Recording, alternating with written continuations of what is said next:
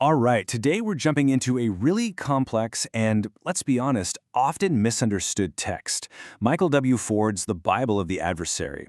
This is a book that tries to cut through all the noise and really define the Luciferian philosophy as a path of self-empowerment and spiritual rebellion. So, let's get right into it. So, let's just get the biggest question out of the way right off the bat. This is the one everybody asks, and the book tackles this head on. Because, well, the answer really flips the script on what most people assume this faith is all about. And there you have it, straight from the source, a flat-out no. So right away we see this isn't about being a servant to some dark lord. The whole idea of bowing down to any external being is seen as, well, totally counterproductive. The focus is entirely on empowering yourself. The adversary isn't a master to be worshipped, but a symbol of your own untapped potential.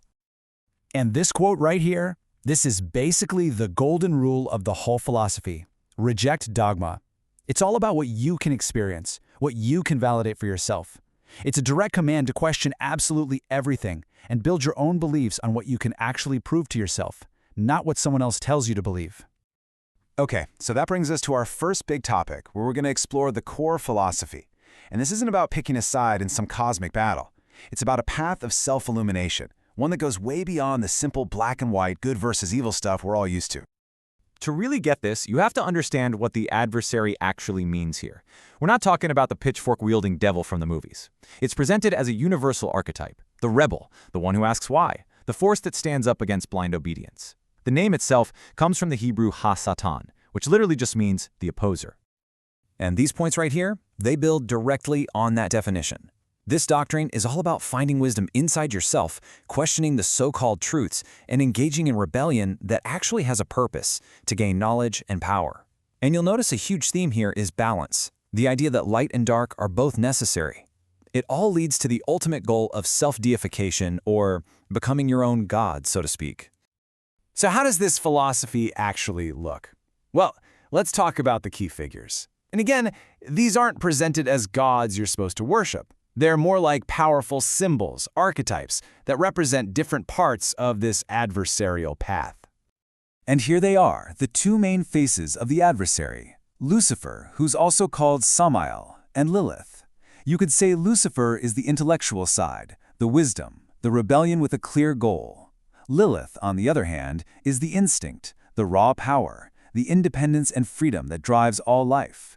Together, they're meant to represent a complete, balanced whole. And this idea of balance is everywhere. It's absolutely central. So Lucifer isn't just one thing. He has this angelic side, the light bringer, representing higher consciousness, but then there's the demonic form, which symbolizes our subconscious, our primal drives. The philosophy says that to be a complete person, you have to understand and, more importantly, integrate both sides of your own nature. And it's the exact same story with Lilith. She has her angelic form as this beautiful, seductive goddess of love. But then you have her demonic side, the queen of demons, a terrifying night spirit. She embodies the raw, untamed power of instinct, which can be this incredibly creative force, or a destructive one. Okay, so that's the what. But what about the how? How do you actually do any of this? Well, that brings us to the practical side of things as it's laid out in the book, The Path of Magic. Now, the book defines magic, with a K, in a very specific way. This isn't about waving a wand and saying some magic words. It's defined as the focused, disciplined art of causing change to happen, both inside yourself and in the world around you, according to your own will. It's the tool for personal transformation. And you might be surprised where it all starts. It's not with some fancy ritual. It's all in your head. The first essential steps are about mental discipline. First, you master physical stillness. Then, you control your breath to connect your body and mind. And finally, you learn to control your own thoughts. The logic is pretty clear. You can't possibly change the world with your will if you can't even control your own mind first. Now, this book goes deeper than just philosophy and practice. It lays out this really rich, symbolic mythology that gives a whole other layer of context to the path. Let's just touch on some of that to give you a feel for it. So you've got figures like Ahriman, who represents pure primal power. There's the Clip-Oath, which is reimagined here not as a hell, but as the subconscious mind, a deep, dark source of creative energy that you're meant to explore. And then there's Cain, who's seen as the first Luciferian, a symbol for anyone who breaks from the herd to blaze their own trail. So to tie all of this together, the book wraps up with a set of laws. Think of them as a kind of ethical and practical guide for translating this whole philosophy into actual actionable principles you can use in your life. And we're talking about 13 laws for self-mastery. But these aren't commandments handed down from on high that you have to blindly obey.